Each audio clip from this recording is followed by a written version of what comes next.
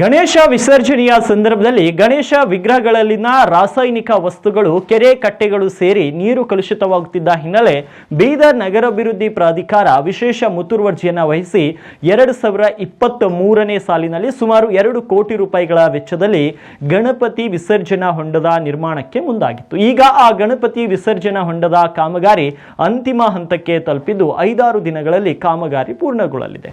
100 by 100 ಅಡಿ ಸುತ್ತಳತೆ ಹೊಂದಿರುವಂತಹ ಈ ಹೊಂಡ ಸುಮಾರು 25 ಅಡಿಯಷ್ಟು ಆಳವನ್ನು ಹೊಂದಿದ್ದು ನಗರದ ಹೊರವಲಯದ ಹಳದಕೇರಿ ಸಮೀಪ ಹೊಂಡವನ್ನು ನಿರ್ಮಿಸಲಾಗಿದೆ.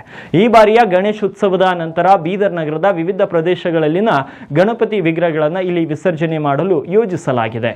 ಈ ಕುರಿತು ನಮ್ಮ ಪ್ರತಿನಿಧಿ ನೇರವಾಗಿ ಸ್ಥಳಕ್ಕೆ ಭೇಟಿ ನೀಡಿದ್ದು ಅಲ್ಲಿಂದ ಒಂದು ಪ್ರತ್ಯಕ್ಷ ವರದಿಯೊಂದನ್ನು ಕೊಟ್ಟಿದ್ದಾರೆ. ಬೀದರ್ ನಗರದಲ್ಲಿ ಗಣೇಶ ಚತುರ್ಥಿಯನ್ನು ಸಾಕಷ್ಟು ಅದ್ದೂರಿ ಹಾಗೂ ಸಡಗರ ಸಂಭ್ರಮದಿಂದ ಆಚರಿಸಲಾಗ್ತದೆ. ಗಣೇಶ ಚತುರ್ಥಿ ಆಚರಣೆ ನಂತರ ಏನು ಗಣೇಶ ಮೂರ್ತಿಗಳನ್ನು ಸಾಕಷ್ಟು ಕೆರೆ ಕಟ್ಟೆಗಳಿಗೆ ಹಾಗೂ ನದಿಗಳಿಗೆ ಬಿಡಲಾಗ್ತಾ ಇತ್ತು. ಏನು ಆ ಸಮಯದಲ್ಲಿ ಆ ಗಣೇಶ ಮೂರ್ತಿಯಲ್ಲಿನ ರಾಸಾಯನಿಕ ವಸ್ತುಗಳು ನೀರಿಗೆ ಮಿಶ್ರಿತವಾಗೋದ್ರಿಂದ ಜನರಿಗೆ ಹಾಗೂ ಜಾನುವಾರುಗಳಿಗೆ ಸಾಕಷ್ಟು ತೊಂದರೆ ಆಗ್ತಿತ್ತು.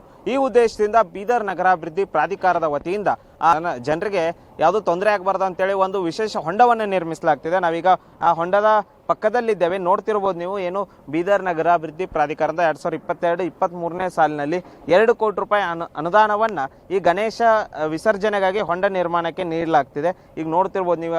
ಈಗಾಗಲೇ 100 ಬೈ 100 ಸೈಜಿನ ಏನು ಹೊಂಡ ನಿರ್ಮಾಣದ ಕಾರ್ಯ ಪೂರ್ಣಗೊಂಡಿದ್ದು ಇನ್ನೇನು ಕೆಲವೇ ದಿನಗಳಲ್ಲಿ ಏನು ಸಂಪೂರ್ಣವಾಗಿ ಕಾಮಗಾರಿ ಪೂರ್ಣಗೊಳ್ಳಲಿದೆ. ಈ ಬಾರಿಯ ಗಣೇಶ ವಿಸರ್ಜನೆ ಸಮಯದಲ್ಲಿ ಗಣೇಶನನ್ನು ಇಲ್ಲೇ ವಿಸರ್ಜನೆ ಮಾಡಲು ಕೂಡ ಎಲ್ಲ ತಯಾರಿಗಳು ಕೂಡ ನಡೆದಿವೆ. ನೋಡ್ತಿರ್ಬೋದು ನೀವು. ಸುಮಾರು 25 ಅಡಿಯಷ್ಟು ಗೋಡೆಯನ್ನು ಕಟ್ಟಲಾಗ್ತಿದೆ.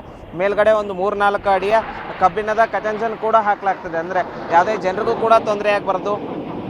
ಏನು ಗಣೇಶ ಚತುರ್ಥಿಯ ಸಮಯದಲ್ಲಿ ಜನರಿರ್ತಾರೆ, ಬೇರೆ ಸಮಯದಲ್ಲಿ ಯಾರು ಇರಲಿ, ಯಾವುದೇ ಅಪಾಯ ಕೂಡ ಆಗಬಾರ್ದು ಅಂತೇಳಿ ಎಲ್ಲ ಸುರಕ್ಷಿತವಾದ ವ್ಯವಸ್ಥೆಗಳನ್ನ ಮಾಡಲಾಗ್ತಿದೆ. ನೋಡ್ತಿರ್ಬೋದು ನೀವು. ಈಗ ಸಂಪೂರ್ಣವಾಗಿ ಕಾಮಗಾರಿ ಪೂರ್ಣಗೊಳ್ತಾ ಇದೆ.